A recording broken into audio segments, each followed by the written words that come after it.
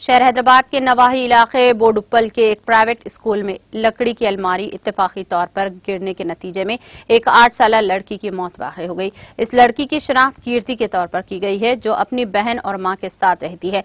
इसकी मां लता स्कूल की आया के तौर पर काम करती है, जो सुबह में स्कूल पहुंची थी। पुलिस के मुताबिक लता क्लासरूम्स के फर्नीचर की सफाई का काम कर रही थी और 2 बच्चे मुत्तासिल क्लासरूम में खेल रहे थे कि इत्तेफाकी तौर पर अलमारी जिसमें किताबें थी इत्तेफाकी तौर पर लड़की पर गिर पड़ी, जिसके नतीजे में वो शदीद जख्मी हो गई। इसको फौरी तौर पर इलाज के लिए प्राइवेट हॉस्पिटल मुंतकिल किया गया, जहां डॉक्टर्स ने मुआयने के बाद इसे मुर्दा करार दे दिया।